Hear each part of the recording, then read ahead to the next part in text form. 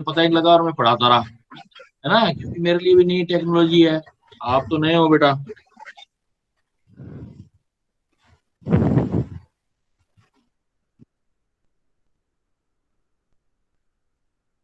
तो बेटा कहाँ तक मैंने आपने कहाँ तक उसमें देखा था, मुझे जरा बताओ, मैं उससे आगे स्टार्ट करूं। मैंने आपको लास्ट क्लास के अंदर केमिकल बॉन्डिंग के अंदर मैंने आपको ये बताया था कि भाई आप लोग कैसे वो थर्मल स्टेबिलिटी देखते हो, कैसे सोलिबिलिटी देखते हो। तो सोलिबिलिटी क्लियर हो गया था बेटा, और मेल्टिंग पॉइंट।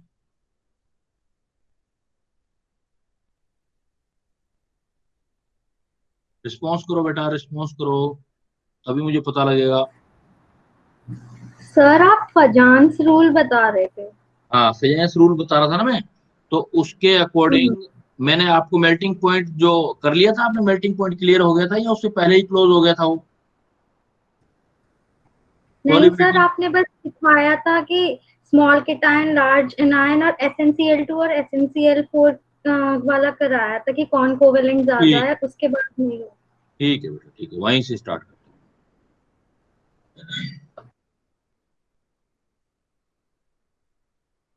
देखो बेटा, लास्ट क्लास से स्टार्ट करते हैं हम। लास्ट में मैंने आपको फिजेंस रूल बताया था।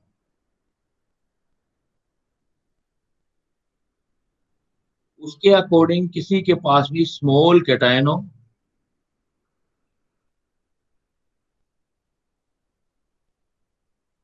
आई चार्ज हो, चाहे कैटायन हो चाहे एनायन का, आई चार्ज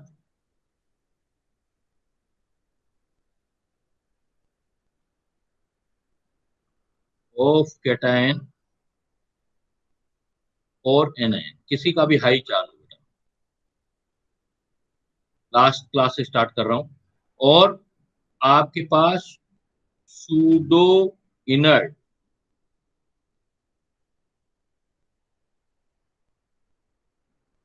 सूडो इनर्ट और नॉन सूडो इनर्ट कॉन्फ़िगरेशन हो, किसी भी एटम का ऐसा कॉन्फ़िगरेशन होता है, देन हम क्या कहते हैं कि भाई ये चीज आएगी तो कोवेलेंट कैरेक्टर आएगा।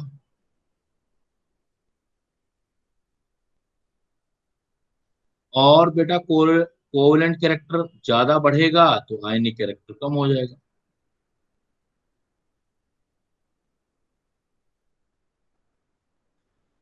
इसमें एक पॉइंट आता है जिसको हम बोलते हैं केमिकल पोट।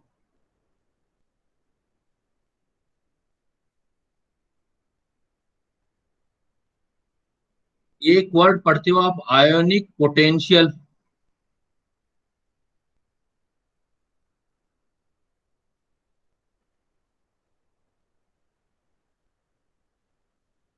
और एक वर्ड होता है ionisation potential. Ionic potential is the different thing from the ionisation potential बेटा। Ionic potential, what is the ionic potential? It is the charge of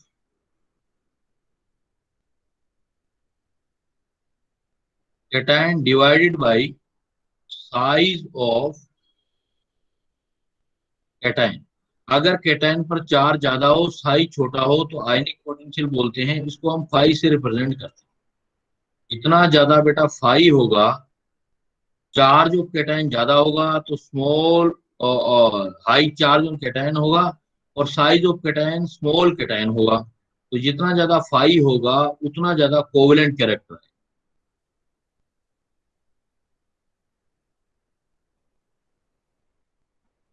covalent character बढ़ेगा तो बेटा आयनिक कैरेक्टर कम होगा। ये लास्ट क्लास में हमने डिस्कस किया।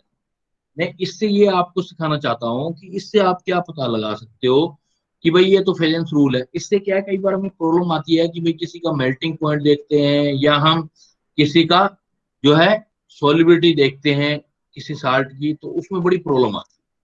तो उसको क्लियर करने के लिए ये चीज हम अभी डिस्कस करें।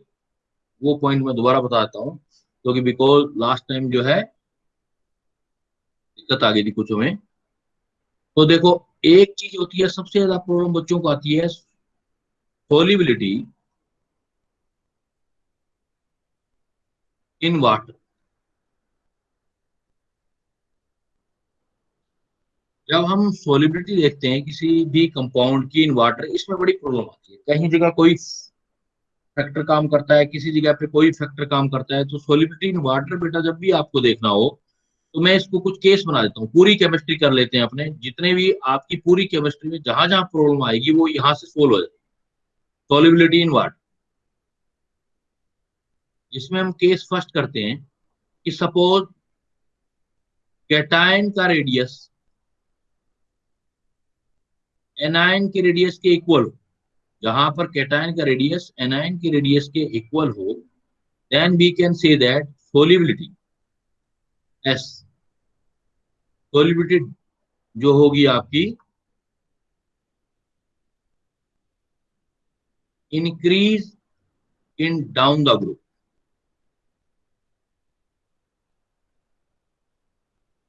एक ग्रुप में सोलिबिलिटी इंक्रीज करना बेटा, मैं 4 केस बताऊंगा आपको, उसमें सारे प्रॉब्लम सॉर्ट आउट हो जाएंगे आपके। कि जब भी आपको सोलिबिलिटी देखनी हो तो पहले ये चेक करो कि कैटायन और एनायन की रेडियस का डिफरेंस क्या है, अप्रोक्सीमेट सेम है, देन आप कहोगे कि down the group solubility increase हो। अब हमारे पास पॉइंट ये आता है कि भाई किस केस के अंदर हम जो है solubility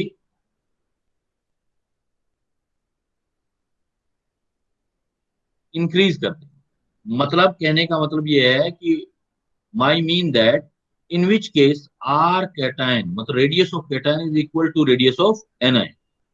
so you can remember this thing कि भाई कैटायन और एनायन का रेडियस जो होंगे वो होंगे आपके fluoride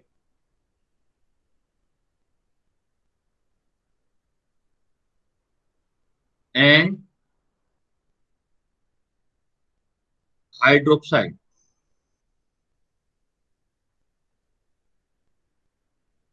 of alkali metal.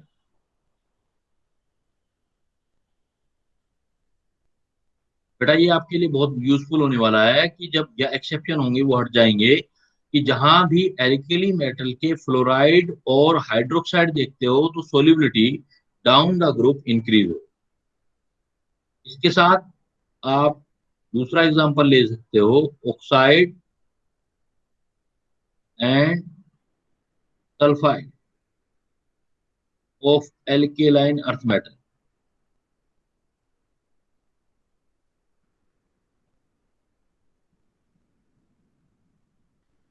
Alkaline earth metal के ऑक्साइड या सल्फाइड जहां भी आते हैं एल्केलाइन अर्थ मेटल के, तब भी सोलिबिलिटी इन 4 केसेस के अंदर, 4 केसेस हो गए बेटा हमारे, इन 4 केसेस के अंदर हमारी सोलिबिलिटी इंक्रीज हो। जैसे एज एग्जांपल एल्कली मेटल के फ्लोराइड, फ्लोराइड एल्कली मेटल के कहोगे तो आप कहोगे lithium fluoride, sodium fluoride, sodium chloride, sodium bromide and sodium iodide. Exam में ये आ जाएगा आपकी। तो आप बोलोगे कि डाउन द ग्रुप जो इनकी सोलिबिलिटी होगी वो इंक्रीज होगी। ऐसे ही आप लिथियम का हाइड्रोक्साइड, सोडियम का हाइड्रोक्साइड, ये आपने क्या किया, lithium fluoride, sodium fluoride, potassium fluoride, rubidium fluoride, caesium fluoride, fluoride ले लेने बेटा। ऐसे हाइड्रोक्साइड लेने, लिथियम का हाइड्रोक्साइड, सोडियम का हाइड्रोक्साइड, पोटेशियम का हाइड्रोक्साइड, तब भी यही केस आएगा, डाउन द ग्रुप जाओगे तो सोलिबिलिटी इंक्रीज होगा। ऐसे ही आप oxide and sulphide of alkaline earth metal, alkaline earth metal क्या है हमारे पास, बेरिलियम है, तो बेरिलियम का ऑक्साइड या सल्फाइड,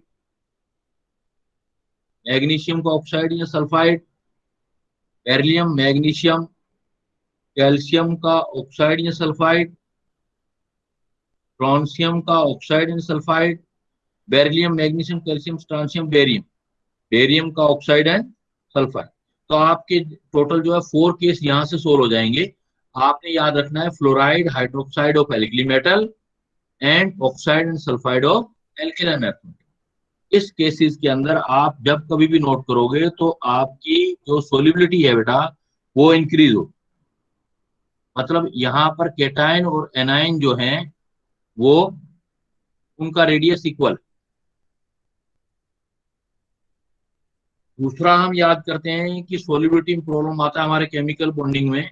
केस नंबर सेकंड, अगर आपके पास रेडियस ऑफ एनायन काफी बड़ा है केटायन से,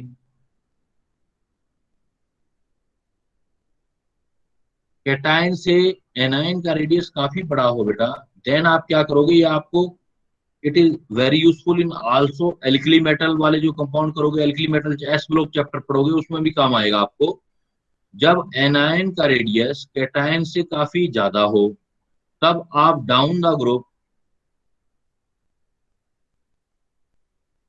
करोगे तो सॉल्युबिलिटी डिक्रीज हो।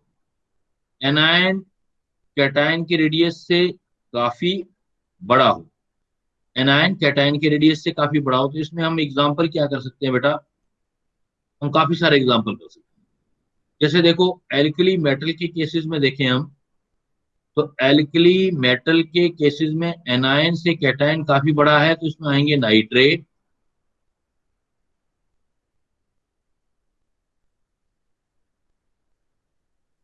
Bromide and iodide of. Nitrate के साथ आप ले सकते हो क्लोरेट।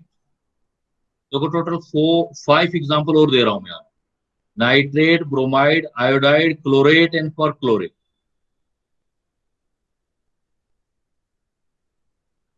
जब भी आपके पास nitrate, bromide, iodide, chlorate and perchlorate आ जाएं तो डाउन द ग्रुप सोलिबिलिटी आप डिक्रीज करो।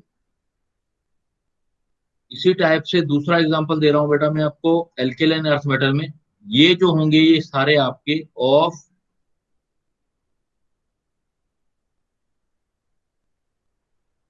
एल्कली मेटल होंगे। एल्कली मेटल के nitrate, bromide, iodide, chlorate and perchlorate, total देखोगे तो 5 एग्जांपल हो गया। 1 2 3 4 5। सिमिलरली यू कैन सी जो भी आप सल्फर वाला देख लो आप, जैसे सल्फेट, सल्फाइड, आयो सल्फेट, ये भी कई बार पूछा जाता है एग्जाम में, ऑक्जेलेट एंड कार्बोनेट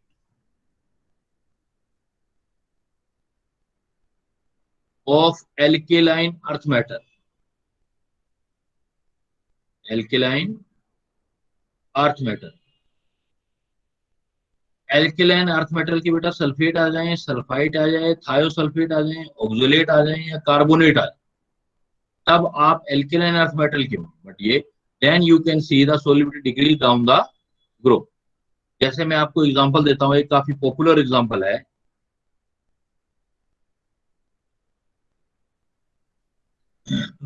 टोटल 10 हो जाएंगे बेटा, एल्कली मेटल के 5 5 इसके। जैसे काफी पॉपुलर एग्जांपल है हमारे पास कि beryllium sulphate, magnesium sulphate, calcium sulphate, strontium sulphate and beryllium sulphate.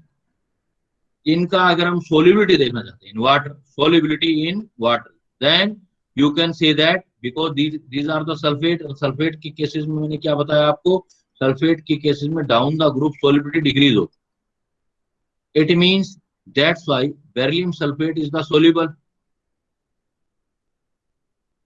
ये वाटर के अंदर सोल्यूबल हो जाए। But barium sulphate makes the PPT. PPT का मीनिंग समझते हो आप बेटा, इसका मतलब ये जो है इनसोल्यूबल है। So we can say that solubility decrease down the group if these are the 10 case. Alkali metal के मैंने क्या बताया, nitrate, bromide, chloride, chlorate and perchlorate. और एल्केलाइन अर्थ मेटल के आप देखोगे 4 cases, 5 cases, sulphate, sulphide, thiosulphate, oxalate and carbonate में जो होगा solubility in the water down the group decrease. अब एक तीसरा केस बनाते हैं हम।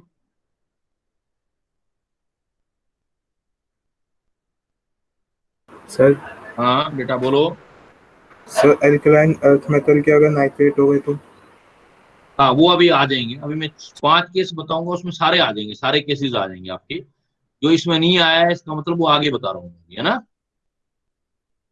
तो अभी देखो केस मान लो थर्ड है आपके पास। केस थर्ड के अंदर बेटा क्या करोगे, suppose number of cation greater than the number of anion, ऐसा केस आ जाए। Because I want to help you कि भाई सोलिबिलिटी केसेस में बहुत प्रॉब्लम आती है ना बच्चों को, इसीलिए मैं वही वही चीजें डिस्कस कर रहा हूँ आपकी रिवीजन क्लासेस में। Number of cation greater than number of anion, cation से नंबर ऑफ एनायन से कैटायन बहुत ज्यादा हो, देन आप देखोगे डाउन द ग्रुप सोलिबिलिटी आपका, down the group solubility increase हो, number of cation greater than number of anion. इसमें क्या केस आ जाएंगे बेटा, देखो आप ऐसे केसेस के अंदर आप देखोगे कि आपके एल्कली मेटल के कार्बोनेट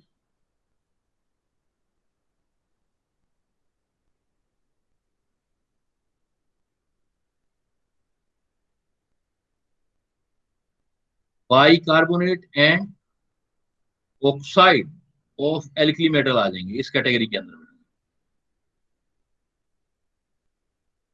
यू नो कि भाई कार्बोनेट अगर एल्कली मेटल क्या करते हैं तो कार्बोनेट क्या आ जाएंगे, सबसे पहले lithium carbonate Li2CO,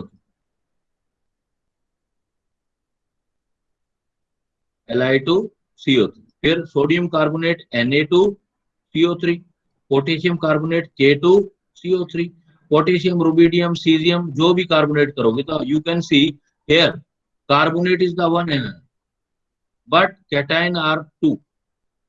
It means number of cation is greater than number of anion. In this case, solubility down the group decrease. जब भी आप कार्बोनेट लोगे एल्कली मेटल के तो डाउन द ग्रुप जाओगे तो increase solubility increase, then you can see the solubility will be increase. लेकिन क्या होनी चाहिए, कार्बोनेट होनी चाहिए, बाइकार्बोनेट होनी चाहिए, ऑक्साइड ऑफ एल्कली मेटल। तो यू कैन सी हमने कितने एग्जांपल कर लिए, देखो फर्स्ट केस के अंदर अंदर 4 आए, सेकंड केस के अंदर 10 आ गए, 14 और ये देखो 3 केस ये और सोल्व हो, carbonate bicarbonate and oxide of alkali metal. We are discussing about the solubility of different compound in water. Water के अंदर सोलिबिलिटी देख रहे हो तो सोलिबिलिटी कार्बोनेट बाइकार्बोनेट की डाउन द ग्रुप इंक्रीज हो। क्लियर बेटा, it would be highly fruitful you. जो केस आप दिमाग में सोच रहे हो वो सारे आ जाएंगे बेटा, एक बार रुक जाओ मैं सारे केस डिस्कस कर लूं, उसके बाद जो भी केस आएगा फिर आप कह सकते हैं। अब 3 केस ये आ गए, अब देखो केस 4 आ गया हमारे पास। तो एग्जाम में जितनी प्रॉब्लम आती है वो सारी शॉर्ट आउट हो जाएंगी बेटा इससे। केस नंबर 4 आता है कि if number of anion greater than number of cation, ऐसा केस आ जाएगा आपके पास, number of anion greater than number of cation, ऐसा केस आ जाए। देन हमारे पास 2 चीजें हैं, अगर हाइड्रोक्साइड है, अगर आपके पास बेटा हाइड्रोक्साइड है तो solubility down the group increase होगी, बट अगर पॉली एटॉमिक एटम है,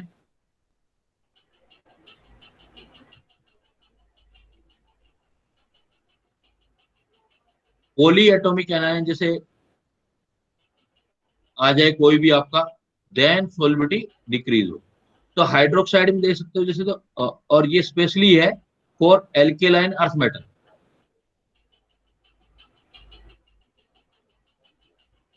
तो बेटा जितनी आपको प्रॉब्लम आएगी वो सारी मैंने इसमें शॉर्ट आउट कर दिया आपकी, एल्केलाइन अर्थ मेटल, एल्केलाइन अर्थ मेटल। तो एल्केलाइन अर्थ मेटल में अगर हाइड्रोक्साइड देखोगे तो सोलिबिलिटी इंक्रीज होगी, अगर पॉली एटॉमिक आएगा तो सोलिबिलिटी डिक्रीज होगी। तो क्या एग्जांपल हो सकते हैं, देखो हाइड्रोक्साइड जैसे बेरिलियम हाइड्रोक्साइड, और बेरिलियम से बेरियम हाइड्रोक्साइड की तरफ जा रहे हैं, because it is the case of alkaline earth metal. बेटा बिकॉज जब तक हम डेटा याद नहीं करेंगे तब तक हमें ये सॉल्यूशन नहीं होंगे, इसलिए मैंने आपको एक पैराग्राफ बना के ये सारा सोल्व कर दिया है। बेरिलियम हाइड्रोक्साइड से बेरिलियम हाइड्रोक्साइड, अब ये हाइड्रोक्साइड है तो it mean solubility down the group increase होगी।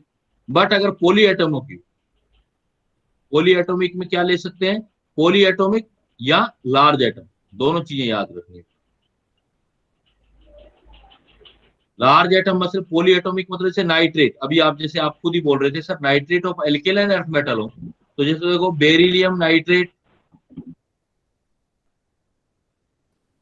से ले जाएं अपने बेरियम नाइट्रेट,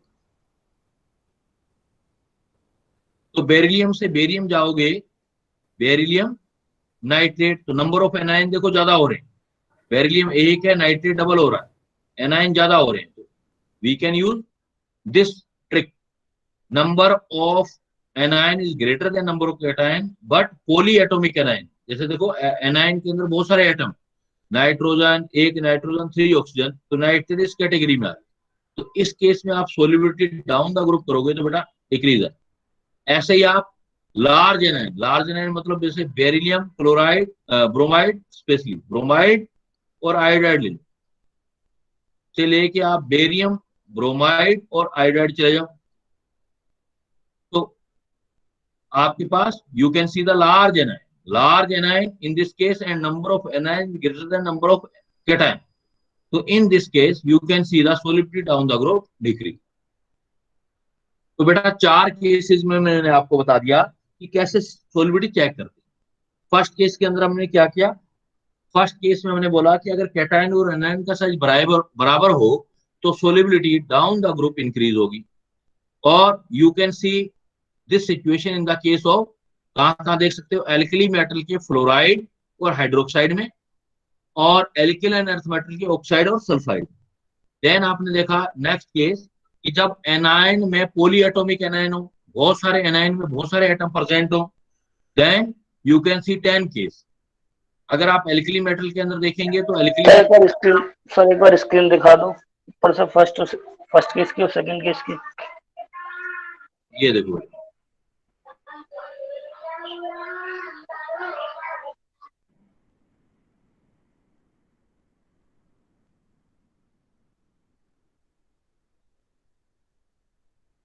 ये देखो केस फर्स्ट में मैंने क्या बताया था आपको कि अगर कैटायन और एनायन का साइज बराबर हो तो down the group solubility decrease होगी।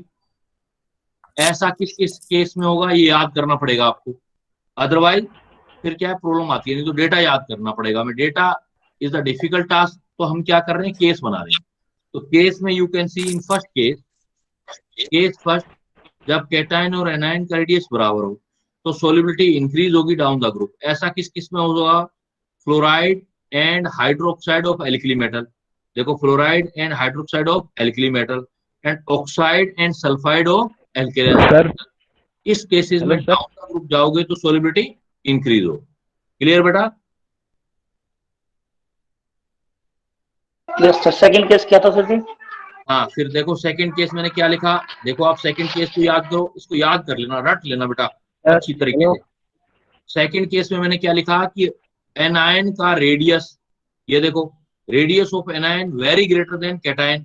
ये कब हो सकता है, जब पॉली एटॉमिक एटम प्रेजेंट हो, तभी तो एनायन बड़ा होगा कैटायन छोटा होगा। जब एनायन बड़ा हो कैटायन छोटा हो लेकिन नंबर बराबर हो, रेशो 1:1 हो, then down the group solubility decrease होगी। तो ऐसा कैसे होगा, ऐसे 10 केस आएंगे बेटा आपके पास। 10 केस कौन से आएंगे, यू कैन जो है memorise, nitrate, bromide, iodide, chloride, perchlorate of alkali metal. तो 5 तो एल्कली मेटल के एग्जांपल हो गए, nitrate, bromide, iodide, chlorate and perchlorate. और एल्किलाइन अर्थ मेटल में फिर मैंने 5 और बता दिए, यानी कि ऐसे केस में 10 आएंगे आपके, sulphate, sulphide, thiosulphide, oxalate and carbonate of alkaline earth metal. इन केसेस में सोलिबिलिटी जो होगा डाउन द ग्रुप डिक्रीज होगा। तो 10 केस और हो गए बेटा आपके। क्लियर? फिर मैंने आपको क्या दिया, थर्ड वाला एग्जांपल दिया। इन एग्जांपल को अच्छी तरीके से कर लेना बेटा। तो कभी भी सोलिबिलिटी जहां आप केस अड़ते हो ना, सोलिबिलिटी मुझे पता है, क्योंकि बिकॉज भाई कई बार बच्चे मेरे से पूछते रहते हैं सर इसमें सोलिबिलिटी में बड़ी प्रॉब्लम आती है। मेल्टिंग पॉइंट में बड़ी प्रॉब्लम आती है। तो वही मैं आपको रिवीजन में चीजें क्लियर कर रहा हूँ। केस थर्ड में देखोगे आप, केस थर्ड क्या दिया मैंने, जब number of cation greater than number of anion हो, then down the group solubility increase होगी। ऐसा किस किस केस के अंदर होगा? 3 केस और आगे बढ़ो। Carbonate, bicarbonate and oxide of, जो कार्बोनेट और बाई कार्बोनेट हैं ये एल्कली मेटल के हैं, ऑफ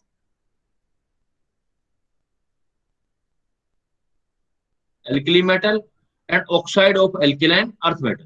तो इस केस के अंदर देखोगे जैसे लिथियम कार्बोनेट या लिथियम बाई कार्बोनेट, सपोज मैं ले रहा हूं लिथियम बाई कार्बोनेट से जा रहा हूं, lithium sodium potassium rubidium caesium होता है ना, तो सीजियम जा रहे हैं सीजियम बाई कार्बोनेट। तो देखो इसमें देखो लिथियम भी कैटायन है, हाइड्रोजन भी कैटायन है, तो कैटायन तो ज्यादा हो गए ना। बाई कार्बोनेट में भी number of cation greater than number of anion हो गए। इसमें भी आप डाउन द ग्रुप जाओगे तो सोलिबिलिटी इंक्रीज होगा। तो 3 केस और क्लियर हो। क्लियर? चलो आगे बेटा। Yes sir. हाँ देखो आगे चलो, एक केस और आएगा आपको। एक केस क्या है कि if number of anion greater than number of cation, ऐसा केस आ जाए जब number of anion greater than cation, then आपको 2 चीजें ध्यान रखनी है। एक तो ध्यान रखना है बेटा हाइड्रोक्साइड। हाँ बोलो बेटा बोलो।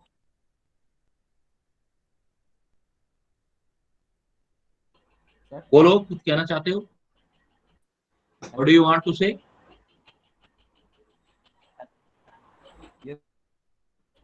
हेलो सर, केस 1 में सर दो सीरियम और क्लोराइड है, उनके साइज का डिफरेंस तो ज्यादा है कैटायन और एनायन में, सोलिबिलिटी हाँ बढ़ रही है। हाँ हाँ, तो क्लोराइड और ब्रोमाइड का इसमें देखोगे if number of anion greater than number of cation, तो ऐसे केसेस के अंदर नंबर ऑफ एनायन ग्रेटर हो और साथ में आप ये चीज और याद कर लो इसमें, तो आपको प्रॉब्लम हो जाएगा, सोल्व हो जाएगा। नंबर ऑफ एनायन या लार्ज एनायन, दोनों केस अपने आप सोल्व हो जाएंगे। Number of anion greater than number of cation होगा तो हाइड्रोक्साइड होंगे, तो down the group solubility increase होगी बेटा। लेकिन अगर पॉली एटॉमिक या लार्ज एनायन आ जाए तो सोलिबिलिटी डिक्रीज होगी। जैसे देखो आप बेरिलियम हाइड्रोक्साइड से बेरियम हाइड्रोक्साइड में जा रहे हो, बेरिलियम हाइड्रोक्साइड में तो कैटायन से एनायन तो ज्यादा है ना। एक बेरिलियम है, 2 एनायन है, एक कैटायन 2 एनायन, तो if number of anion greater than number of cation, तो हाइड्रोक्साइड में सोलिबिलिटी इंक्रीज हो रही है, तो बेरिलियम हाइड्रोक्साइड से बेरियम हाइड्रोक्साइड ज्यादा इंक्रीज होगा, सोलिबिलिटी ज्यादा होगी। बट दूसरा देखो मैंने क्या दिया, इफ पॉली एटॉमिक एटम और large atom are present then solubility decrease down the group. जैसे देखो, जैसे मैंने आपको क्या लिया, पॉली एटॉमिक का नाइट्रेट का एग्जांपल लिया, यहाँ पर एल्कली मेटल का nitrate, alkaline alkaline earth metal का नाइट्रेट लिया, तो एक बेरिलियम पे 2 नाइट्रेट, तो इसका मतलब नंबर ऑफ एनायन ज्यादा हो गए। ऐसे भी देख सकते हो, बेरिलियम से बेरियम में गए, नंबर ऑफ एनायन ज्यादा है, तो इनमें पॉली एटॉमिक केस आ रहा है NO3, एक नाइट्रोजन 3 ऑक्सीजन, तो सॉलिबिलिटी डिक्रीज होगी down the group.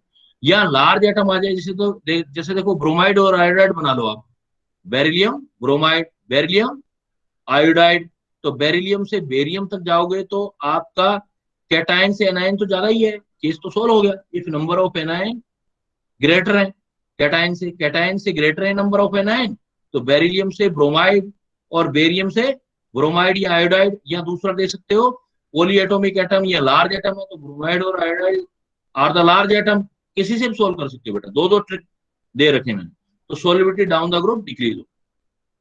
Clear? Sir हाँ,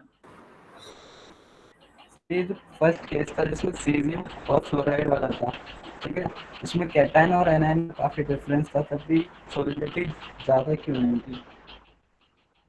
उसके बेटा रीजन, अगर रीजन पे जाएंगे तो मैं आपको ये ट्राई कर रहा हूँ कि याद हो जाए। उसके रीजन में क्या होता है कि सोलिबिलिटी चेक करते हैं तो बहुत सारे फैक्टर सोलिबिलिटी को अफेक्ट करते हैं।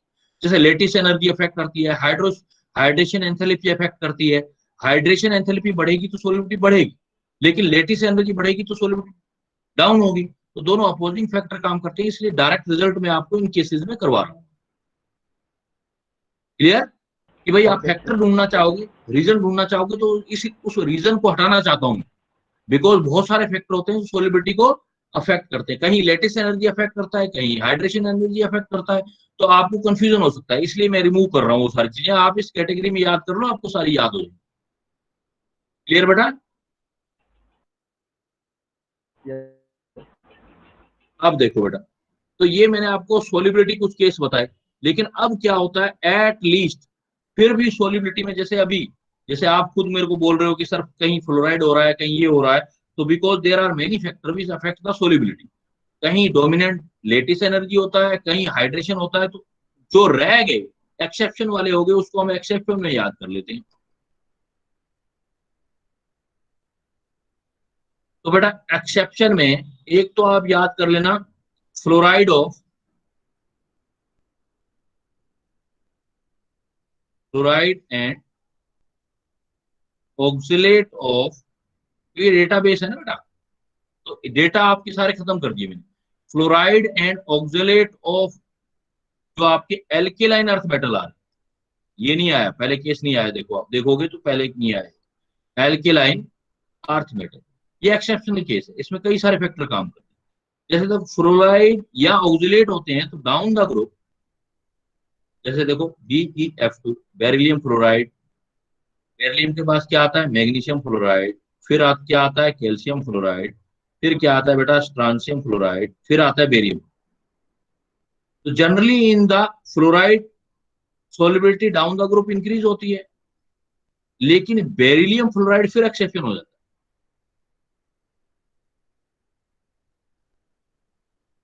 इस कैटेगरी ऐसे ही क्वेश्चन एग्जाम में पूछे जाते हैं आपसे, बेरिलियम फ्लोराइड क्यों हो जाता है, आप अगर रीजन ढूंढोगे तो बेरिलियम जो है Be2 पॉजिटिव है, स्मॉलेस्ट कैटायन में अंदर है, और फ्लोराइड स्मॉलेस्ट एनायन है, और दोनों की ही हाइड्रेशन एंथैल्पी बहुत ज्यादा है, वाटर बहुत ज्यादा अटैच हो सकता है इसके साथ। तो रीजन पूछे तो आंसर दे देना high hydration enthalpy of cation as well as anion. जब दोनों की हाइड्रेशन एंथैल्पी ज्यादा होगी बेरिलियम की और फ्लोराइड की, इसलिए इसकी सोलिबिलिटी सबसे ज्यादा होगी। then if you can see in the alkaline earth metal, then you can see fluoride of beryllium is highly soluble। वैसे देखो मैग्नीशियम सबसे कम, कैल्शियम स्ट्रांशियम बेरियम और बेरिलियम एक्सेप्शन हो गए, इसलिए मैं आपको एक्सेप्शन में बोल रहा हूँ कि पहले वाले केस मत लगाना इस पे, उनमें नहीं आया ये, तो ये वाला केस यूज कर लोगे। इसी टाइप से क्या यूज कर लोगे आप oxalate of alkaline earth metal, ऑक्सिलाइन में भी जो बेरिलियम ऑक्सिलेट होता होगा वो सबसे ज्यादा बेटा आपका स्टेबल सोल्यूबल हो, सबसे ज्यादा सोल्यूबल हो। One thing more I want to add कि कभी भी सोलिबिलिटी को स्टेबिलिटी से मत करना रिलेट बेटा। Stability solubility melting point 3 are different point, तीनों जो है बिल्कुल डिफरेंट पॉइंट है, इनको कभी भी आपस में कंपेयर नहीं करना है। सोलिबिलिटी अलग से देखना है। जैसे देखो आप खुद ही सोचो, suppose you think about NaCl, NaCl जो है काफी स्टेबल कंपाउंड है। NaCl को अगर आप किसी स्टोव के ऊपर रख के गर्म करोगे तो बहुत हाई टेम्परेचर चाहिएगा आपको मेल्ट करने में उसको, लेकिन इसी NaCl नमक को पानी में डाल दो आप, तो पानी में डालते डिजोल्व हो गया। इसका मतलब स्टेबल तो बहुत ज्यादा था, लेकिन सोलिबिलिटी वाटर के अंदर क्या हुई, हाई सोल्यूबल हुआ। तो ऐसा नहीं याद करना जैसे बहुत सारे बच्चे याद करते हैं कि जो ज्यादा स्टेबल होगा उसकी सोलिबिलिटी कम होगी, नहीं बेटा ऐसा कोई कंसेप्ट नहीं। Solubility is the different thing and stability is the different thing, वो भी बताऊंगा अभी मैं आपको, जहां जहां कंफ्यूजन आते हैं आई नो, तो मैं आपको अभी शेयर करूंगा अभी वो सारे केस। तो fluoride and oxalate of alkaline earth metal की सोलिबिलिटी ये देखनी है। और दूसरा एग्जांपल बेटा आपने याद करना है इसका, specially chloride of alkali metal, ये बहुत इंपॉर्टेंट एग्जांपल है बेटा। अभी मैंने ऊपर कहीं भी क्लोराइड नहीं दिए थे एल्कली मेटल के, जैसे क्लोराइड ऑफ एल्कली मेटल लिखोगे, जब तक आप इनके डेटा पे नहीं जाओगे ना आपको खुद ही पता नहीं लगेगा कि ये क्या आंसर हो सकता है सर। जैसे देखोगे आप lithium chloride, sodium chloride, potassium chloride, rubidium chloride, potassium rubidium and caesium chloride, लेकिन आप देखोगे कि यहां से यहां तक सोलिबिलिटी डिक्रीज होगी, डेटा पे जाओगे तो, और वापस सोलिबिलिटी इंक्रीज होने लग जाएगी। तो वाटर की सोलिबिलिटी अगर आपको चेक करनी है क्लोराइड में, तो ये बड़ा एक्सेप्शनल केस है। तो 3 एक्सेप्शनल केस दिखा रहा हूं बेटा मैं आपको। एक तो फ्लोराइड, एक ऑक्सलेट, एक chloride of alkali metal, fluoride और oxalate of alkaline earth metal और क्लोराइड ऑफ एल्कली मेटल। तो यहाँ देखोगे पहले डिक्रीज हो रही है फिर इंक्रीज हो रही है। ओवरऑल आप सोल्व करोगे तो लिथियम क्लोराइड सबसे ज्यादा सोल्यूबल होगा वाटर। फिर उसके बाद जाओगे तो सीजियम क्लोराइड आ जाएगा, देखो कितना अनएक्सपेक्टेड है। फिर रुबिडियम क्लोराइड आ जाएगा और फिर सोडियम क्लोराइड और फिर पोटेशियम क्लोराइड। तो कितना अनएक्सपेक्टेड है। जब तक आपका कोई ध्यान नहीं ले जाएगा यहाँ तक, जब तक आपका ध्यान कुछ जाएगा भी नहीं। आप तो यहाँ तो डिक्रीज ढूंढोगे या इंक्रीज ढूंढोगे। तो सोलिबिलिटी को there are many factor which affect the solubility of metal compound. तो यहाँ पर देखो, आप देखो बिल्कुल अनएक्सपेक्टेड रिजल्ट, सोच ही नहीं सकता कोई क्या क्या आएगा। देखो लिथियम क्लोराइड की सोलिबिलिटी सबसे ज्यादा, फिर सीजियम क्लोराइड, फिर रुबिडियम क्लोराइड, फिर सोडियम क्लोराइड और potassium chloride. And you know potassium chloride जो यूज किसमें होता है, यूज इन साल्ट ब्रिज। तो सोलिबिलिटी कम है तभी तो साल्ट ब्रिज में यूज कर रहे हो आप इसको। पोटेशियम और क्लोराइड आयन की दोनों की मोबिलिटी बराबर होती है तभी तो आप साल्ट ब्रिज मतलब इलेक्ट्रोकेमिस्ट्री चैप्टर में चले जाओ, इनऑर्गेनिक से फिजिकल में चले जाओ। पोटेशियम क्लोराइड, पोटेशियम नाइट्राइड ये यूज करते हो ना साल्ट ब्रिज में, क्योंकि दोनों की आयनिक मोबिलिटी बराबर होती है और सोलिबिलिटी कम होती है। That's why we can use the KCl in the salt bridge. तो वहां भी आप कंपेयर कर सकते हो बेटा। तो that's all about the solubility of some important compound. तो आप सोलिबिलिटी जितनी भी करना चाहते हो, कि आपने अभी तक ध्यान नहीं दिया, तो इन जो कैटेगरी दिखाई है मैंने बेटा आपको, इनको रट लो, क्रैमिंग कर लो, क्योंकि आपका क्वेश्चन अगर सोलिबिलिटी पर आया तो कभी भी गलत नहीं होगा। तो जितने इंपॉर्टेंट क्वेश्चन बन सकते हैं वो मैंने समराइज कर दिए। 4 कैटेगरी पहले कर दी हैं और एक एक्सेप्शन में 3 केस कर दिए। तो आप देखो कितने केस हो। फर्स्ट केस में देखा बेटा आपने 4, सेकंड केस में देखा 10, फिर आपने देखा 3, फिर आपने देखा 3। तो 3, 3, 6 एंड 4, 7 एंड 1, 17। और क्वेश्चन ज्यादातर जो आपसे पूछे जाते हैं बेटा इसी कैटेगरी में पूछे जाते हैं। अब आपका कंफ्यूजन कहां क्रिएट होता है, फिर क्रिएट होता है थर्मल स्टेबिलिटी या मेल्टिंग पॉइंट से। इवन मैंने लास्ट क्लास में आपको थर्मल स्टेबिलिटी बताया था। तो थर्मल स्टेबिलिटी शॉर्ट नोट बता देता हूं फिर दोबारा एक बार, कि अगर आप देखना चाहते हो किसी की भी stability, that is the different thing from solubility. If we want to see stability, thermal stability TS, तो इसमें 2 केस कर लेना आप। एक तो पॉली एटॉमिक एनायन कर लेना। I told you in last class, poly atomic anion, पहली पॉली एटॉमिक एनायन के अंदर आप यू कैन सी जितने भी कार्बोनेट, सल्फेट, नाइट्रेट, बाइकार्बोनेट, सारे इस कैटेगरी में। तो जितने भी ये पॉली एटॉमिक केस आ जाएं तो आप डायरेक्टली बेटा याद कर लेना कि डाउन द ग्रुप अगर जाओगे तो ये थर्मल स्टेबिलिटी इंक्रीज हो। कार्बोनेट चाहे एल्कली मेटल के हो, चाहे एल्कलाइन अर्थ मेटल के हो, बाइकार्बोनेट एल्कली मेटल के हो, एल्कलाइन अर्थ मेटल के हो, तो thermal stability down the group increase हो। और अगर आपके पास मोनो एटॉमिक एटम आता है,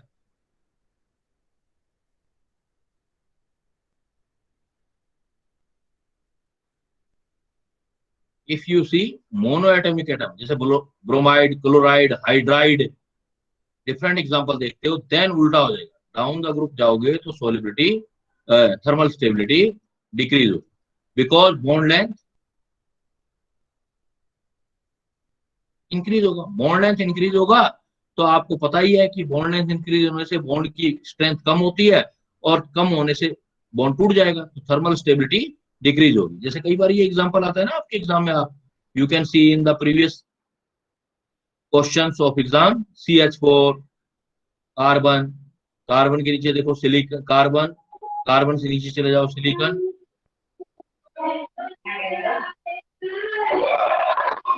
यहां देखोगे तो आपको हाइड्राइड दिखाई दे रहा है बेटा। बेटा म्यूट करो उसको, आवाज आ रही है कहीं। देखो CH4 और SiH4 आ गए। तो अब देखो कार्बन और हाइड्रोजन के कंपैरिजन में सिलिकॉन और हाइड्रोजन, तो ये केस आ गया ना, मोनो एटॉमिक हाइड्रोजन, एक ही टाइप का हाइड्रोजन है। तो इसमें ये बॉन्ड बड़ा होगा, बड़ा होगा तो वीक होगा, वीक होगा तो जल्दी टूट जाएगा, तो थर्मल स्टेबिलिटी इंक्रीज होगी। जैसे कई बार एग्जाम्पल आया, मैंने कई बार ये क्वेश्चन देखा है एग्जाम में। इंक्रीज हो गया डिक्रीज हो गया, आपने इंक्रीज का साइन बना रखा, डिक्रीज का साइन बना रखा है। नहीं बेटा, डाउन द ग्रुप जाओगे तो थर्मल स्टेबिलिटी डिक्रीज हो, जल्दी टूट जाएगा। कब? जब मोनो एटॉमिक एटम हो। लेकिन अगर पॉली एटॉमिक एटम होगा, हाँ यहाँ मैंने गलत लगा रखा है, बिल्कुल सही कह रहे हो। तो thermal stability down the group जाओगे, ये नहीं, तो थर्मल स्टेबिलिटी इंक्रीज हो, यहाँ इंक्रीज हो, यहाँ इंक्रीज होगी। बॉन्ड लेंथ जब इंक्रीज होगा तो थर्मल स्टेबिलिटी डिक्रीज होगी। जैसे NH3 PH3 पूछ लिया आपसे, तो नाइट्रोजन और में बॉन्ड देखोगे तो NH एक ही टाइप का हाइड्राइड आयन और पीएच में एक ही टाइप का हाइड्राइड, तो ये बॉन्ड बड़ा हो जाएगा तो वीक हो जाएगा, वीक हो जाए जल्दी टूट जाएगा। तो मोनो एटॉमिक होगा तो थर्मल स्टेबिलिटी डिक्रीज होगी। लेकिन मैं यहां आपको कह दूं, सोडियम कार्बोनेट, सोडियम से चले गए आप नीचे तक, sodium, potassium, rubidium, caesium, francium, strontium, sodium, potassium, rubidium, caesium, suppose चले गए सीजियम कार्बोनेट, तो सीजियम कार्बोनेट नीचे की तरफ जाओगे तो थर्मल स्टेबिलिटी इंक्रीज होगा, ये स्टेबल होगा। तो ध्यान रखना है बेटा, अगर पॉली एटॉमिक है तो थर्मल स्टेबिलिटी इंक्रीज हो, मोनो एटॉमिक है तो थर्मल स्टेबिलिटी डिक्रीज हो। मोनो एटॉमिक होगा तो बॉन्ड एनर्जी देंगे, और इसका रीजन एक्चुअल में क्या होता है, कोई भी मेटल होता है, फेजेंस रूल है इसका रीजन। अगर आप if you want to go in reason, then it is the suppose carbonate MOCO, तो मेटल में जितना फाई ज्यादा होगा, फाई मतलब मेटल का चार्ज, कैटायन का साइज छोटा होगा, उतना फाई ज्यादा होगा फेजेंस रूल के अकॉर्डिंग।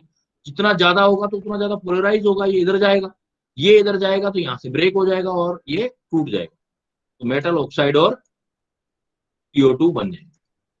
तो इसलिए we can say that if polyatomic are present, then thermal stability down the group will be increase, क्योंकि कैटायन का साइज बड़ा होगा, बड़ा होगा तो फाइव कम होने लगेगा, कम होने लगेगा तो थर्मल स्टेबिलिटी इंक्रीज होगी। क्लियर बेटा? Yes sir.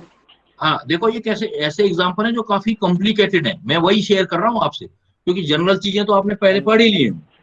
देखो हेलो अब एग्जांपल देखो आप, सपोज आपके पास हेलो कोई, हाँ बेटा बोलो बोलो,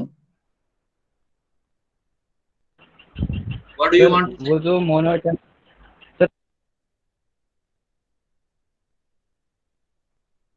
हाँ बोलो शमी, बोलो, मैं सुन रहा हूँ।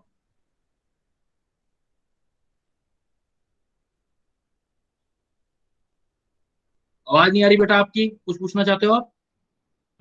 सर जो मोनो एटमिक का केस स्टेबिलिटी वाला, हाँ,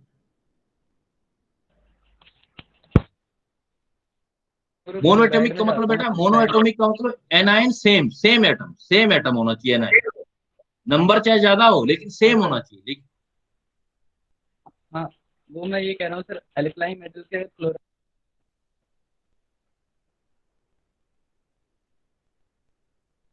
हाँ बेटा बोलो, आपकी आवाज क्लियर नहीं आ रही मेरे पास।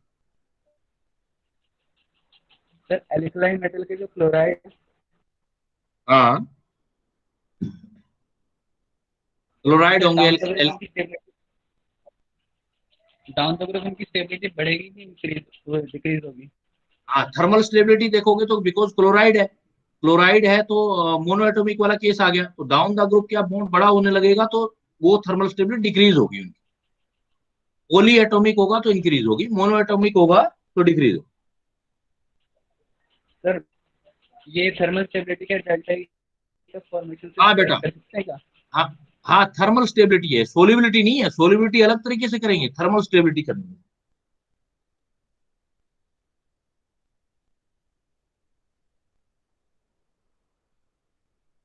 ठीक है बेटा, क्लियर है, मैं आगे चलूं? सर थर्मल स्टेबिलिटी क्या डेल्टा ई का फॉर्मेशन से चेक कर सकते हैं? है बेटा, थर्मल स्टेबिलिटी डेल्टा ई का फॉर्मेशन से चेक कर सकते हैं क्या? Thermal stability delta heat of formation से चेक कर सकते हैं? नहीं बेटा, formation enthalpy is the different thing. अभी हम सिर्फ थर्मल स्टेबिलिटी, मतलब हम कह रहे हैं कि हीट देने पे कैसे टूटेगा कोई, वो चीज चेक कर रहे हैं। थर्मल स्टेबिलिटी चेक करोगे इससे, फॉर्मेशन एंथैल्पी नहीं बेटा। Okay sir. ठीक है। Yes sir. ठीक है, नेक्स्ट देखो बेटा, जैसे मैंने एग्जांपल बताया थर्मल स्टेबिलिटी में, अब क्या बताने जा रहा था मैं आपको, थर्मल स्टेबिलिटी बता दी थी मैंने।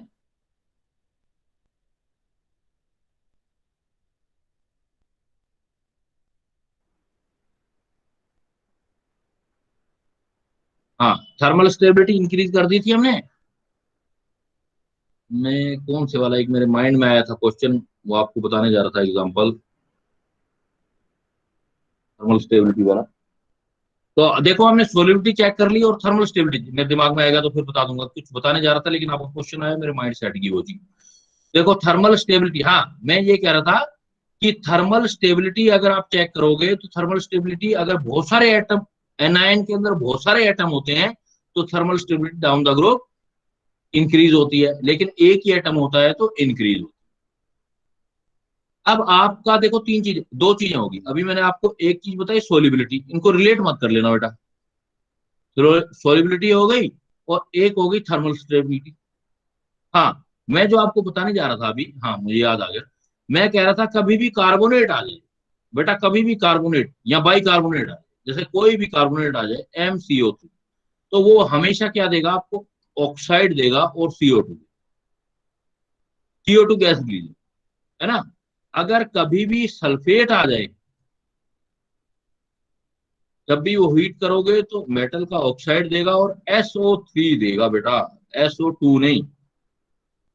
SO2 कब आएगा, अब वो 100 डिग्री सेल्सियस, अगर बहुत ज्यादा टेम्परेचर दे दे तब SO2 देना है, अदरवाइज SO3 देना है। लेकिन इस चीज का एक एक्सेप्शन है और काफी इंपॉर्टेंट क्वेश्चन है, अगर आप फेरस सल्फेट ले लो, ferrous sulphate 7H2, this is known as, क्या बोलते हैं इसको, याद है बेटा किसी को, ग्रीन विट्रोल, तो बोलते हैं ग्रीन विट्रोल, है ना। तो ग्रीन विट्रोल जब भी हीट होगा तो फेरस ऑक्साइड बनेगा, मेटल ऑक्साइड, प्लस SO2 और SO3 दोनों बनेंगी। 10th क्लास से इंपॉर्टेंट है बेटा ये, 10th में भी दिया होता है, 10th क्लास में भी दिया होता है, दोनों बनते हैं, ध्यान रखना बहुत इंपॉर्टेंट है। कि वैसे तो क्या बनते हैं, किसी भी मेटल सल्फेट को आप हीट करते हो तो SO3 बनता है, लेकिन अगर फेरस सल्फेट ग्रीन विट्रोल को हीट करोगे तो SO2 एंड SO3 दोनों बनेंगे बेटा आपके। इसी टाइप से जो नाइट्रेट होते हैं, नाइट्रेट,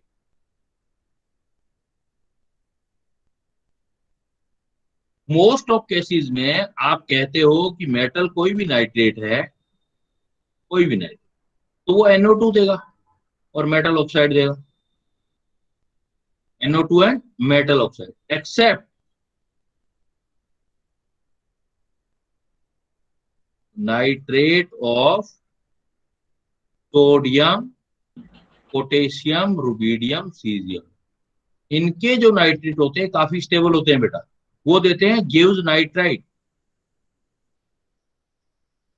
वो आपको नाइट्रेट।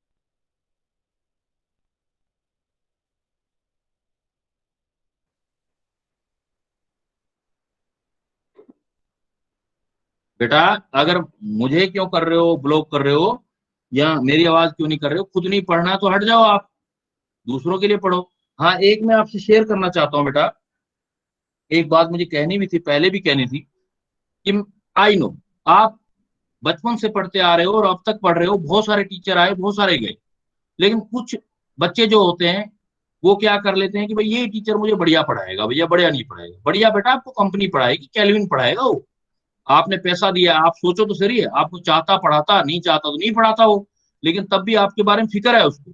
और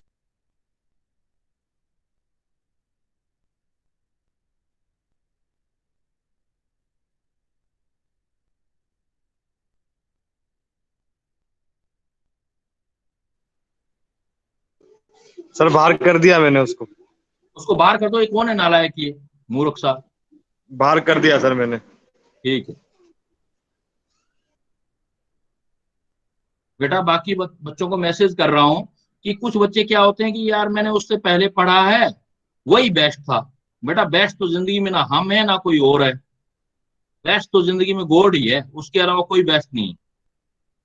बेस्ट आपके लिए वही है जो आपके लिए बढ़िया सोच रहा है, जो आपको करवा रहा है। अभी कैलविन करवा रहा है, वो नहीं करवाता तब भी कुछ चलता, लेकिन उसने फीस तो ले ली थी आपसे, लेकिन तब भी आपके बारे में सोच रहा है। कुछ बच्चे मुझे फोन भी आते हैं बाद में टीचर के कि सर आज की क्लास ना बहुत बेकार गई। मैंने बताया, मैंने पूछा भैया कैसे? कहते बच्चे बोल रहे थे, और बहुत इंटेलिजेंट बच्चे हैं, वो सिलेक्शन वाले बच्चे हैं। बेटा कभी भी उस बच्चे का सिलेक्शन नहीं हो सकता जो अपना टाइम वेस्ट करता है। अगर आपने मेरे से यहाँ पढ़ के या किसी भी टीचर से पढ़ के फिर बाद में पढ़ के किसी टीचर से 1 घंटा डिस्कशन कर लिया, तो 1 घंटा तो गया बेटा आपका, 1 घंटा बेकार हो गया। ये बात बोल रहा हूँ, ये भी बेकार होगी आपकी, ये टाइम चला गया, कभी दोबारा नहीं आएगा। वो टीचर जो आपसे न्यूज ले रहा है, वो आपके लिए कहाँ से बढ़िया हो? कभी भी नहीं हो सकता बेटा, नेवर। आज नहीं तो कल जब बड़े और बड़े हो जाओगे ना, तब आपको समझ आ जाएगी ये बात। हाँ बेटा, चलो मैं पॉइंट पे आता हूँ। Except nitrate of sodium potassium rubidium caesium, because ये क्या देते हैं हमको? कभी भी ऑक्साइड नहीं देते, ये नाइट्रेट देते हैं। You can see the example of sodium nitrate.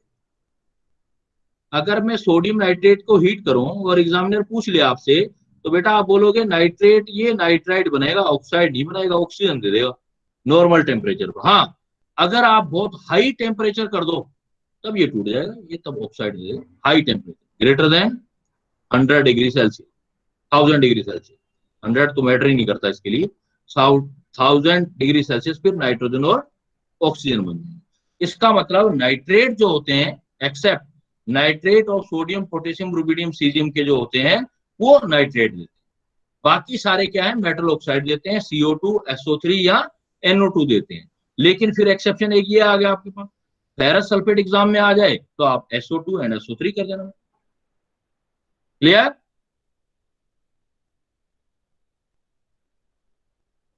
Yes sir. चलो बेटा देखो, मैं आपके मतलब जहां जहां प्रॉब्लम आती है, जो मुझे लगता है, मैं जो जहां जहां प्रॉब्लम आती है वो बातें डिस्कस कर रहा हूँ आपसे। एक तो सोलिबिलिटी में बच्चों को आती है, एक बेटा किस में आती है, एक जो आती है वो आपका इसके अंदर आती है आपकी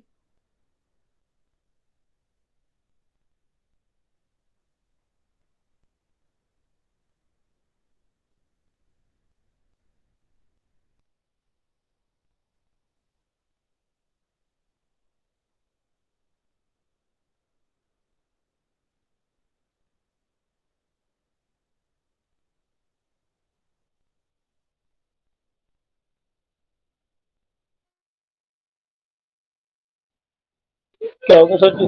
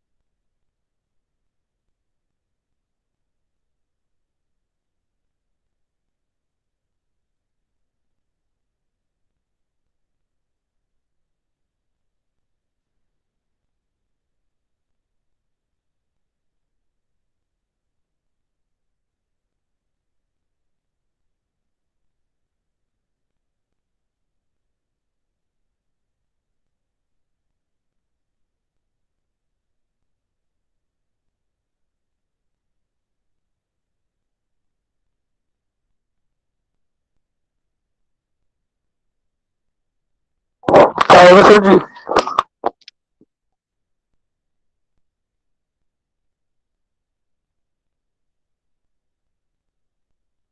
सर स्क्रीन नहीं चल रही।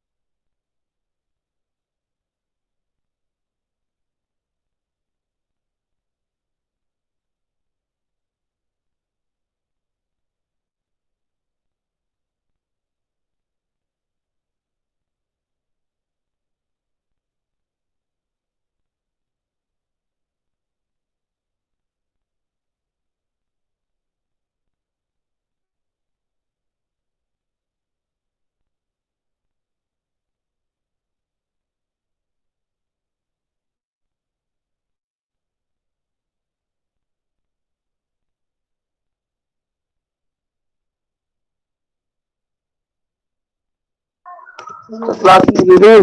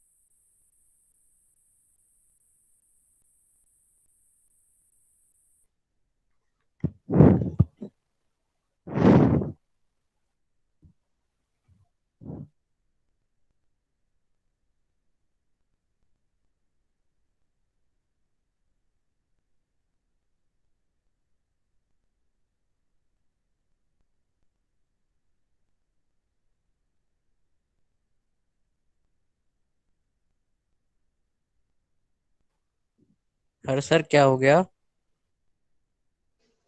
आ रहे हैं सर, बस 2 मिनट में।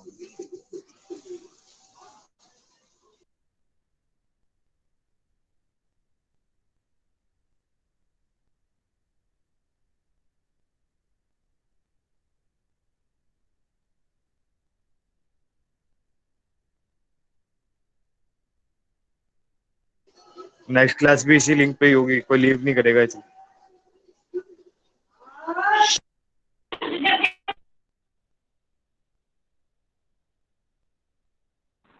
सर मैथ की सॉरी सर फिजिक्स की क्लास मैनेज कर लेंगे? गोयल से। ओके।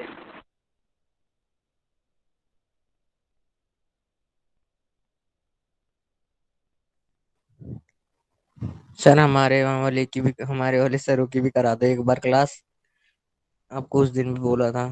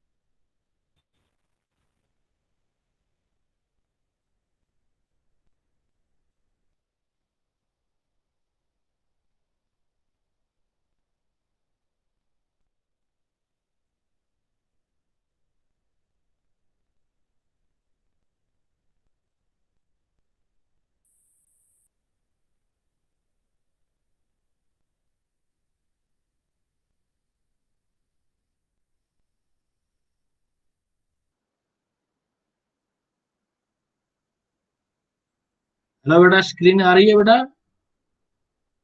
जी सर, आ रही है। हाँ हाँ, तो हम लोग बात कर रहे थे कि भाई सॉल्युबिलिटी कर लिया था हमने और थर्मल स्टेबिलिटी कर लिया। तो थर्मल स्टेबिलिटी में एक चीज मैं आपको बता रहा था कि भाई थर्मल स्टेबिलिटी में क्या बनती हैं, कौन सी गैसेस बनती हैं। पी ब्लॉक एस ब्लॉक वाले क्वेश्चन जब सोल्व करते हैं तब काम आता है हमें। तो इसमें एक चीज बेटा और है कि जितने भी हमारे पास नेटिव मेटल है, नेटिव मेटल, नेटिव मतलब जो अकेले रहते हैं, जैसे gold, silver, silver, mercury, platinum, तो ये जो होते हैं इनकी थर्मल स्टेबिलिटी बड़ी लेस होती है, ये बड़े अनस्टेबल होते हैं। तो अनस्टेबल कौन से होते हैं? Unstable of oxide of mercury, platinum, AG and gold. क्योंकि गोल्ड, आप जैसे कहते हैं ना किसी को सोने की खान मिल गई, तो सोना अकेला ही जो रहता है, किसी के साथ थोड़ी रहेगा वो। अगर उसका ऑक्साइड होगा तो जनरली अनस्टेबल हो जाएगा। तो जब भी आपके पास इन किसी का ऑक्साइड या कोई भी कंपाउंड मिले इनका आपको, जैसे सिल्वर ऑक्साइड मिले आपको, तो आप सिल्वर ऑक्साइड को एजी तक ले जा सकते हो, प्योर मेटल मिलेगी, प्योर मिलेगी। जो भी अनस्टेबल, इसको बोलते हैं नेटिव मेटल।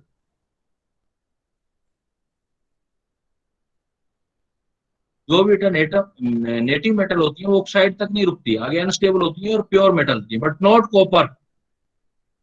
कंफ्यूजन हो जाता है कई बार, कॉपर वाला कॉपर ऑक्साइड में ही रहेगा, आगे कॉपर में नहीं जाएगा। कौन जाएगा? मरकरी, प्लेटिनम, एजी या एयू, इन चार का ये नेटिव मेटल होती है। इनका कोई भी आपको, ये मतलब थर्मली काफी अनस्टेबल है, इनका कोई भी ऑक्साइड या कोई भी कंपाउंड मिला तो वो लास्ट में जाके मेटल पे रुकेगा। Native unstable oxide of metal give metal, direct metal देते हैं, ऑक्साइड नहीं देते, इनसे डायरेक्ट मेटल हो जाएगा। तो मान लो मैं कह दूं कि आपको मरकरी ऑक्साइड को हीट करो आप, तो क्या बनेगा? या मरकरी नाइट्रेट कह दूं मैं, मरकरी नाइट्रेट सपोज, तो आप ऐसे नहीं करना कि मरकरी ऑक्साइड पे नहीं रोकना, इसको मरकरी पे ही रोकना है। क्लियर? तो नेटिव जो मेटल होती हैं, 4 नेटिव मेटल हैं, ये आपका बेटा लास्ट में गुजरेगा, लास्ट तक पहुंचेगा, मेटल तक पहुंच जाएगा। अब मैं आपको बताता हूँ एक मेल्टिंग पॉइंट, क्यों कंफ्यूजन होता है सोलिबिलिटी में, थर्मल स्टेबिलिटी में और melting point. Now we will discuss about the melting point. Boiling point, melting point, boiling भी बताऊंगा, मेल्टिंग भी। जहाँ कंफ्यूजन होते हैं वो सारी चीजें हम करेंगे। तो मेल्टिंग पॉइंट जहां भी आ जाए बेटा, तो मेल्टिंग पॉइंट जो रिलेटेड होता है वो रिलेटेड विद पैकिंग होता है, विद पैकिंग। भाई कोई भी कॉन्स्टिट्यूएंट पार्टिकल है वो कैसे पैक्ड है, कितनी बेस्ट पैकिंग है, जितनी बेस्ट पैकिंग होगी तो उतना मेल्टिंग पॉइंट हाई होगा। बट हम चेक कैसे करें, हमारे पास तो प्रॉब्लम आती है। तो मेल्टिंग पॉइंट को दो चीजों से चेक करते हो, या तो लेटिस एनर्जी से,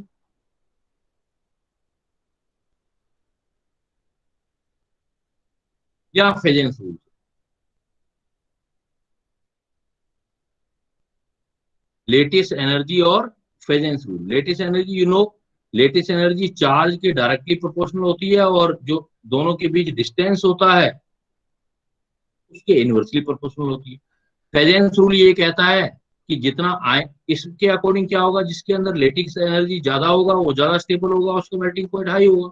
मोस्टली ऐसे हो जाता है, सोल्व हो जाता है मोस्टली, लेकिन नॉट ऑल, इसलिए कंफ्यूजन आता है।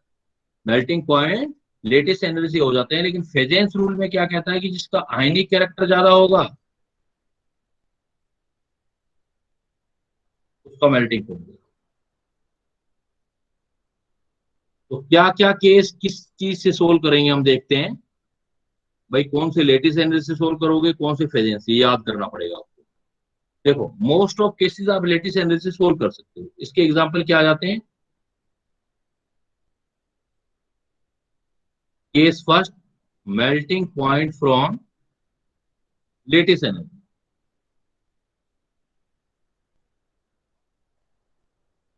जो हम लेटिस एनर्जी, इसका पहला एग्जांपल आता है हैलाइड ऑफ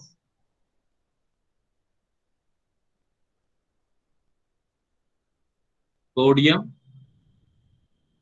कैल्शियम, एल्यूमिनियम। इनके हैलाइड देखोगे तो लेटिस एनर्जी इंक्रीज होगी तो मेल्टिंग पॉइंट इंक्रीज होगा। तीन केस होगा, जैसे देखो sodium fluoride, sodium chloride, sodium bromide, sodium iodide. अगर मुझे फ्लोराइड फ्लोराइड ब्रोमाइड में हैलाइड ऑफ सोडियम देखना है तो ऊपर से नीचे जाएंगे तो दोनों के साइज का डिफरेंस इंक्रीज होगा। साइज का डिफरेंस इंक्रीज होगा, r plus minus r negative increase होगा तो लेटेस्ट एनर्जी ये r plus plus r minus increase होगा। ऊपर से नीचे जाएंगे तो ये इंक्रीज होगा तो लेटेस्ट एनर्जी डिक्रीज होगी तो मेल्टिंग पॉइंट डिक्रीज होगा। बेटा मेल्टिंग पॉइंट इससे सोल्व कर, कैसे ही आप कैल्शियम फ्लोराइड वाले कर सकते हो, कैल्शियम क्लोराइड, कैल्शियम ब्रोमाइड और कैल्शियम आयोडाइड, तीन केस कर सकते हो। एल्यूमिनियम का aluminium fluoride, aluminium chloride, aluminium bromide, aluminium iodide. You know aluminium fluoride काफी स्टेबल होता है, इसलिए हमें मेटलर्जी में यूज करते हैं ना, क्रोलाइट और वो फ्लोस्फार, वहां आता है F3, तो काफी ज्यादा मेल्टिंग पॉइंट। ओके, पहला एग्जांपल ये हो गया जिसको लेटेस्ट एनर्जी से देख सकते हैं। ये तीन केस हो गए बेटा हमारे पास। इसके बाद क्या केस आते हैं हमारे पास? हमारे पास दूसरा एग्जांपल आता है same halide of alkali metal. अगर हम सेम हैलाइड एल्कली मेटल का यूज कर ले, देखो इसमें बहुत सारे क्वेश्चन कर सकते हैं, इस पॉइंट से बहुत सारी प्रॉब्लम कर सकते हैं, लेकिन एक्सेप्शन मैं आपको बता देता हूं, यहाँ आपको दिक्कत आएगी। आप क्या करो, इसको ऐसे तैयार करो, एक टेबल तैयार करो। एल्कली मेटल है तो क्या हो सकते हैं? Lithium, sodium, potassium, rubidium, caesium. और हेलोजन हो सकते हैं तो फ्लोराइड, क्लोराइड, ब्रोमाइड, आयोडाइड। देखो lithium fluoride, sodium fluoride, potassium fluoride, rubidium fluoride, caesium fluoride.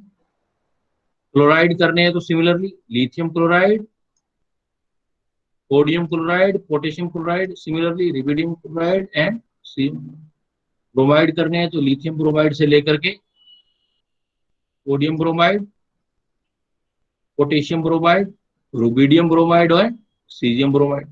Iodide लोगे तो lithium iodide, sodium iodide, potassium iodide, rubidium iodide and caesium iodide.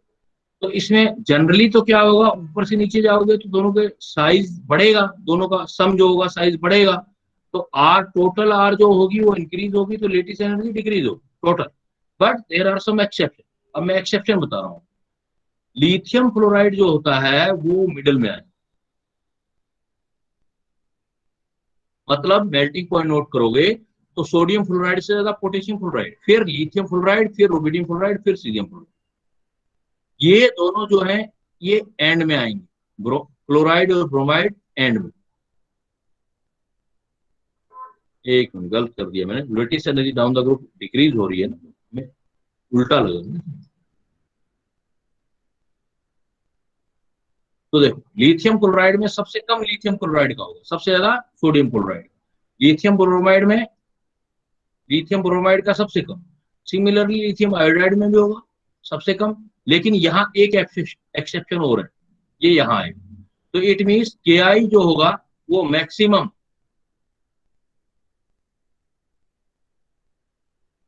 Melting point जाएगा, K I का maximum melting. And you can see similar results, जैसे fluoride में देख रहे हो similar result जो होंगे आपके,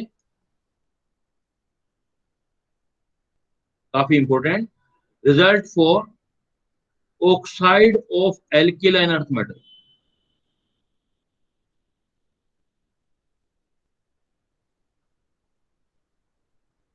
सिमिलर रिजल्ट जो होगा वो एल्केलाइन अर्थ मेटल होगा। तो इसका मतलब एल्केलाइन फर्स्ट कौन सा होता है? बेरिलियम। तो बेरिलियम ऑक्साइड यहाँ आ जाएगा।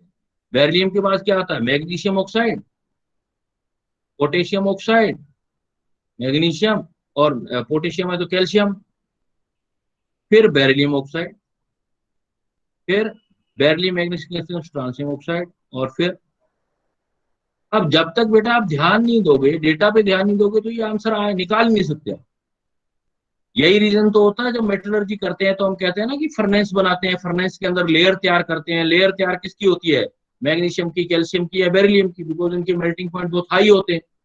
तो जो फ्लोराइड का सीन है वही same similar result for oxide of alkaline earth metal, और जो आयोडाइड का सीन है same result.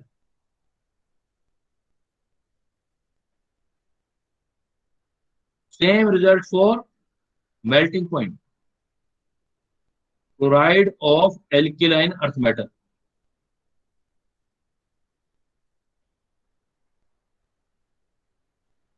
Alkaline earth metal का सेम सीन होगा। मतलब पहले क्या होता है? फ्लोराइड बनाओगे तो बेरिलियम फ्लोराइड सबसे नीचे चला जाएगा मेल्टिंग पॉइंट में। बेरिलियम के बाद मैग्नीशियम, तो मैग्नीशियम यहां आ जाएगा। फिर बेरिलियम, मैग्नीशियम, कैल्शियम, तो कैल्शियम का फ्लोराइड का मेल्टिंग पॉइंट सबसे ज्यादा। कैल्शियम के बाद मैग्नीशियम, मैग्नीशियम के बाद मैग्नीशियम, कैल्शियम, स्ट्रांसियम, स्ट्रांसियम के बाद मैग्नीशियम, कैल्शियम, स्ट्रांसियम, बेरियम, और सबसे कम पहले वाला मेंबर बेरिलियम फ्लोराइड। देख सकते हो आप, अमेजन कर सकते हो, हम चीजों को रिलेट कर देते थे, सॉल्युबिलिटी को, मेल्टिंग पॉइंट को, और इसलिए हमारे आंसर कई बार हमें डाउट होता था। we goes in dilemma due to relate with the solubility with stability or melting point. Melting point is a different thing, boiling point is a different thing, and stability is a different thing, and जो आपका जो solubility is a different thing। तो आप fluoride और alkaline earth metal का ये answer निकालो। Similarly बेटा at the end of this topic मैं आपको बताना चाहूंगा कि ये सारी चीजें तो हम किससे करेंगे? Lattice analysis. लेकिन आप जो केस सेकंड मेल्टिंग पॉइंट देखना चाहते हो, मेल्टिंग पॉइंट फ्रॉम फेजेंस रूल, इसमें जितना आयनिक कैरेक्टर ज्यादा आएगा उतना मेल्टिंग पॉइंट ज्यादा। और इसका एग्जांपल हमारे पास है, बाकी जो रह गए एल्केलाइन अर्थ मेटल के, क्लोराइड तो हो गया, chloride, bromide and iodide of alkaline earth metal. बेटा एल्केलाइन अर्थ मेटल, तो बाकी रहेगी एल्केलाइन अर्थ मेटल के, वो आप फेजेंस रूल से सोल्व करेंगे। फेजेंस से कैसे करेंगे? सपोज मैं एग्जांपल बताता हूं आपको।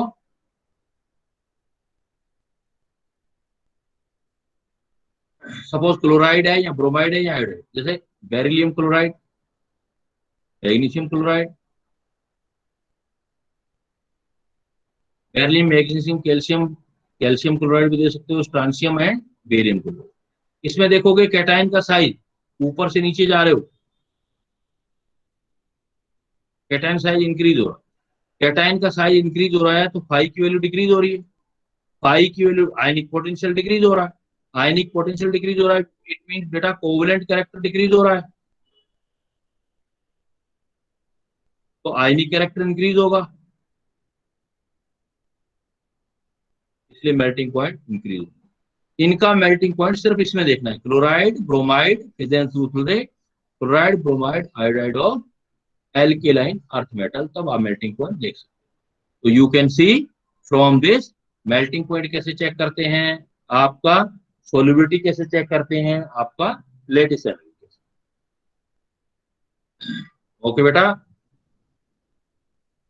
सी you very soon for next lesson. मैं नेक्स्ट लेसन आपको बताऊंगा जो उसमें एटॉमिक स्ट्रक्चर के कुछ पॉइंट, जैसे आप कितनी स्पेक्ट्रल लाइन कैसे बनाते हो, क्या कैलकुलेशन होती है, डी ब्रोगली वेवलेंथ कैसे कैलकुलेट करते हैं, एक्सेट्रा हम पढ़ेंगे। See you in next lesson.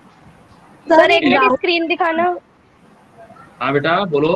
Sir एक बार मेल्टिंग पॉइंट वाली स्क्रीन दिखाना जहाँ पे आपने फरजान टू लिखा था, वो मैं लिख नहीं पाई थी। अच्छा तो बेटा दिखा रहा हूँ। और सर एक डाउट भी बता दो। हाँ बेटा बता दो, कोई बात नहीं।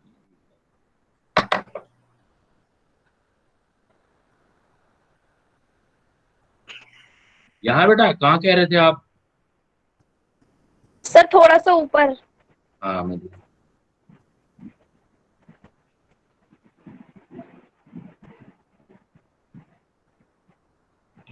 ये वाला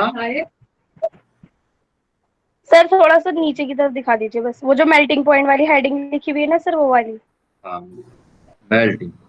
तो मेल्टिंग पॉइंट दो चीजों से देख सकते हो आप, लेटिस एनर्जी और फेजेंस से, ठीक है। यस और सर, ऊपर बस कर यही और देखना था। और ऊपर कर दूं? Okay sir. हाँ बेटा एक कोई बच्ची डाउट पूछना चाहती थी, क्या पूछ रहे थे बेटा?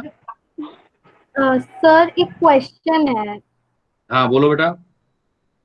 A 20-liter container at 400 Kelvin, CO2 at pressure 0.4 atm and excess of SRO.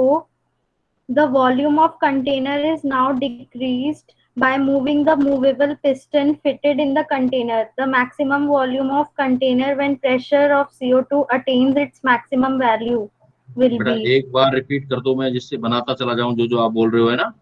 क्या कह रहे हो स्टार्टिंग में बोलो। A 20-liter container at 400 Kelvin, just minute. CO2. 20 millilitre container, ये सपोज आपने कंटेनर बना लिया 20 मिलीलीटर, ठीक है। 20 लीटर है, 20 लीटर 20 लीटर है बेटा, 20 लीटर कर देते हैं, ठीक है। at 400 Kelvin इसको आपने टेम्परेचर भी दे दिया 400 kelvin, at pressure 0.4 atm 0.04 ATM pressure भी दे दिया बेटा। and axis of SRO. Axis of SRO. SRO, Strontium oxide. SRO, Yes, sir. ठीक है। The volume of container is now decreased by अच्छा moving the movable piston fitted in the container. ठीक है, ये piston लगा दिया, इसको मूव कर दिया हमने, नीचे ले गए। The maximum volume of container when pressure of CO2 attains its maximum value will be. Pressure आपने ये क्या है, इसको इसको इंक्रीज कर दिया आप प्रेशर को आपने। यस सर, और सर एक इक्वेशन दी है कि SrCO2 SrCO2 gives SRO plus, CO2 है ना, हाँ, और Kp दे रखा है 1.6 atm. और इसका प्रेशर दे दिया CO2 का। हाँ, Kp दे रखा है 1.6 atm. अच्छा Kp दे दिया 1.6 कितना बेटा Kp? 1.6.